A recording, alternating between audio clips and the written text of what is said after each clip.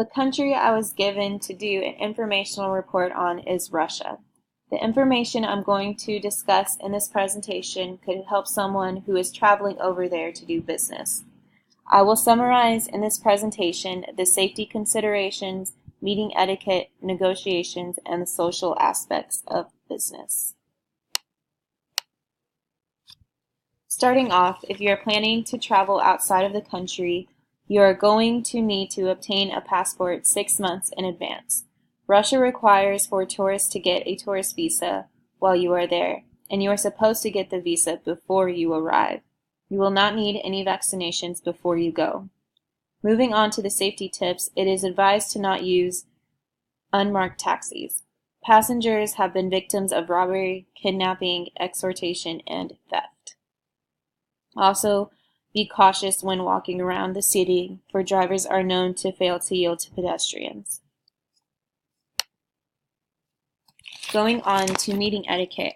What you wear to meetings must be formal. Business suits and shoes polished are suitable. You will want to plan your business meeting 6 weeks in advance and confirm the meeting a couple of days before the meeting date. Always be prepared and arrive on time, but don't be surprised if you are kept waiting. Patience is key when planning and having a meeting.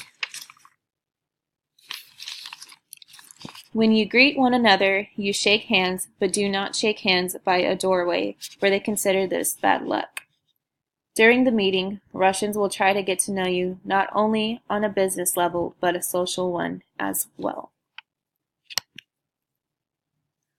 When negotiating, be prepared for it to move slowly. Walking out and canceling important meetings are quite common, so remain calm and wait. Try not to compromise when negotiating because it is shown as a sign of weakness. The older, higher seniority tend to run the meetings and have a very conservative type personality. And lastly, I'm going to be talking about the social aspects of business. It is common to have business meetings over dinner. During dinner, do not do something before the host does.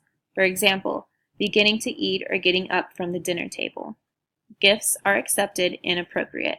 Something small that symbolizes the stature of your company would be received highly. Russians like to give gifts back since it is shown as a sign of trust and friendship. They usually offer vodka as a gift, and it would be rude to turn it down. Try to drink it all at once and do not sip on it. So this is my informational report on Russia. I hope that you have learned new tips on how to conduct business meetings and negotiations with this country. Thank you.